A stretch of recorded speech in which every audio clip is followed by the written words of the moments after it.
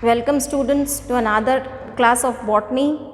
Here in the previous classes we have seen the different branches of biology, that is botany, as well as scope of botany, how the knowledge of botany is useful to us in our daily life. Okay. Now in previous classes we have studied about classification. Earlier that is the heterotrophic fungi, that is the prokaryotic monerans, the eukaryotic protists, they all have been included under the kingdom Plante. In the earlier classification, that is very first classifications, here the heterotrophic fungi, the prokaryotic monerans and the that is eukaryotic protists, all of them were included under the kingdom Plante itself. But because of the extensive research and the studies, these, that is the protists, the monerans, the fungi, all of them have been given a different kingdom. They are separated from the kingdom Plante. We have studied in detail about those kingdoms, that is kingdom Monera, kingdom Protista, as well as kingdom Fungi. The next we will go and will see in detail about the kingdom Plante. Before going in detail, let us just study the general classification of plants. Here the plants, based on where they live, the plants are broadly classified as aquatic and terrestrial. Aquatic and terrestrial, that is aquatic which lives on water, terrestrial on land. The plants, based on where they live, the first criteria, they have been classified under aquatic plants and terrestrial plants. Aquatic plants, plants which we find on water, and terrestrial, the plants which grow on land. Okay, in plants which grow on land, we have the group algae. Algae are the group of organisms which grows on plants. These are chlorophyllous. They perform the process of photosynthesis. These are chlorophyllous thallophytes. Now, in the plants which lives on water, they are the algae. Algae is classified under it. Now, the plants which lives on land, based on the presence and absence of vascular bundle, based on the presence and absence of vascular bundle,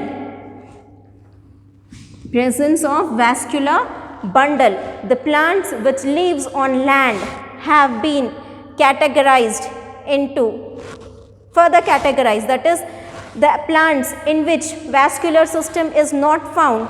Vascular system in the sense well developed system in which xylem and phloem, the conducting tissues, xylem and phloem, that is the conducting tissues, xylem which conducts water from roots to all parts of the plant, phloem which conducts food from leaves to all parts of the plants. So this xylem and phloem together constitute the vascular system. So the plants, the plants which does not have vascular system, they are, and which lives on land, they are included under the group Bryophyta.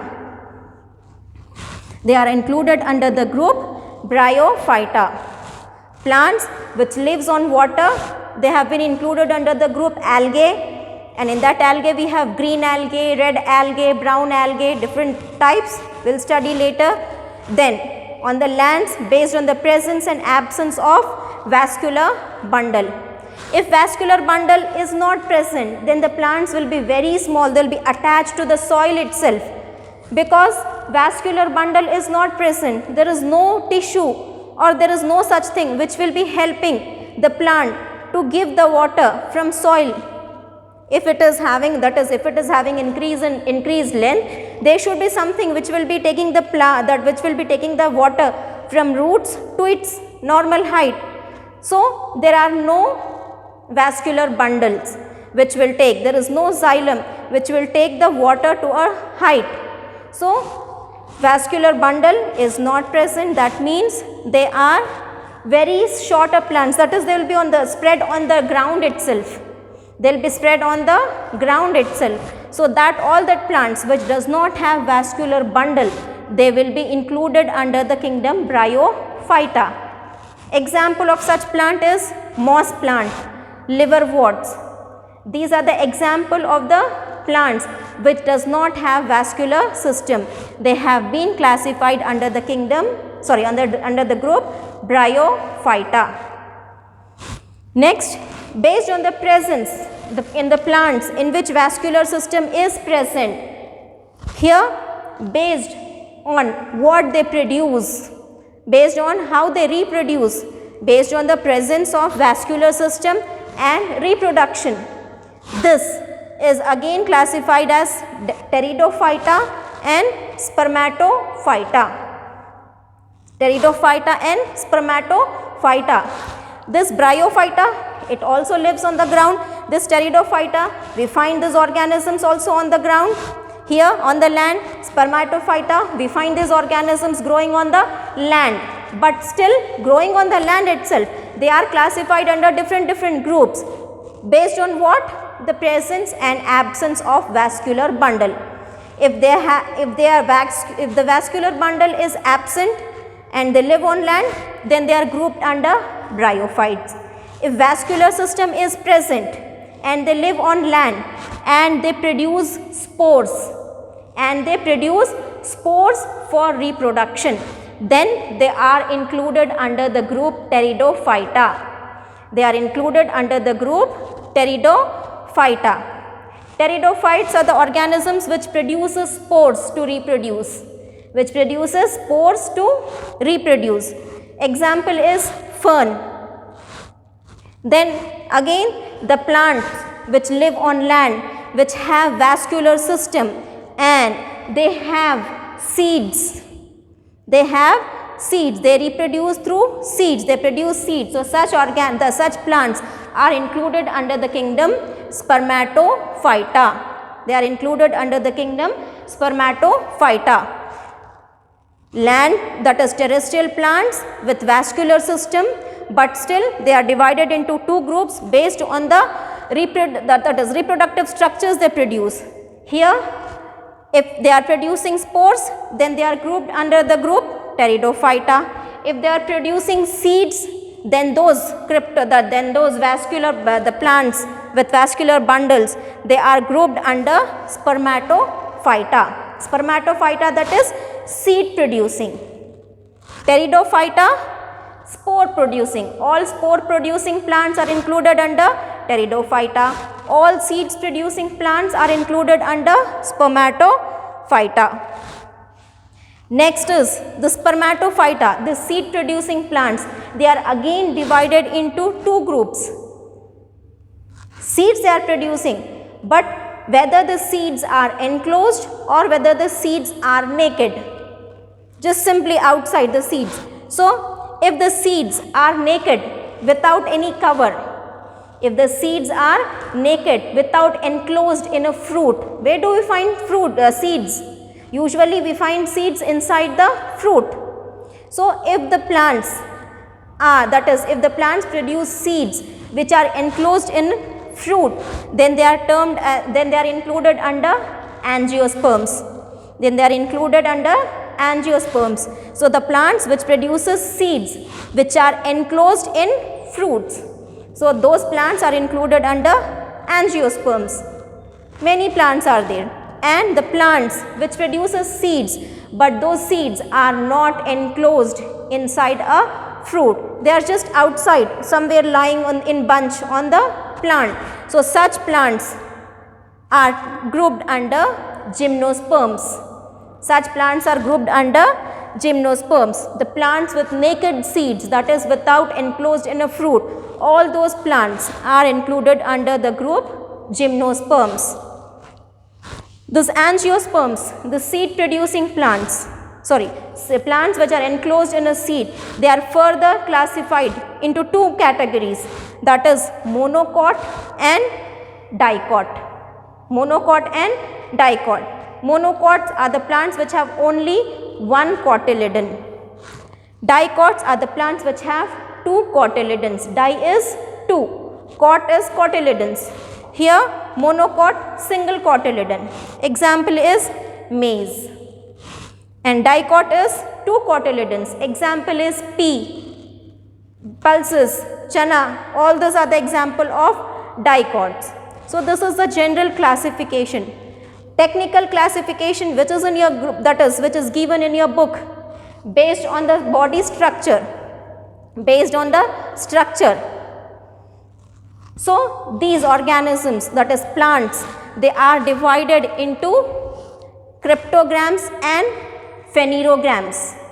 Based on the body structure, the plants are divided into cryptogams and phanerogams. Cryptogams means non-seed producing plants. They does not produce seeds. They produce spores. They produce spores. Seeds are not produced. So all the non-seed producing plants are included under the group cryptogams. If no seeds means flowers, or here we can even add non-flowering plants. Non-flowering plants. Non-seed producing plants, non-flowering plants, the plants which does not grow flower, all those plants are included under the group cryptogams. And the plants which produces seeds, the plants which produces seeds and which produces flowers, flower producing, all such plants are included under the group phanerogams. Cryptogams, non-seed, non-flower producing, phanerogams, seed and flower producing plants. Here in this cryptogams is further divided into three categories. First is Thallophyta, second is Bryophyta, and the third is Peridophyta. Based on the structure, the complexity of the structure and all, these cryptograms or the non-flowering plants are further divided into three categories.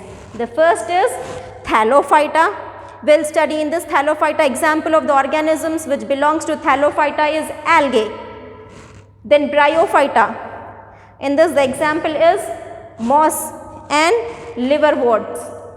The next group is Peridophyta. We study ferns in it.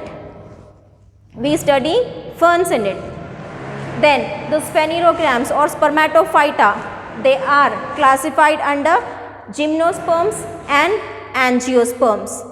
Gymnosperms and angiosperms based on the enclosing of seed.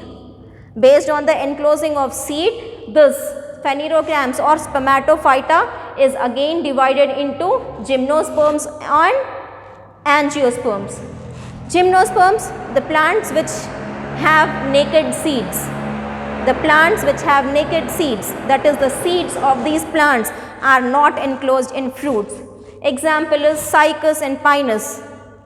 And the plants which produces seeds which are enclosed in a fruit, those all plants are included under angiosperms. They are all included under angiosperms. Those angiosperms, they are further classified into monocot and dicot. They are further classified into monocot and dicot.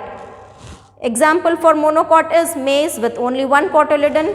Example for dicot is pea plant, pulses plant.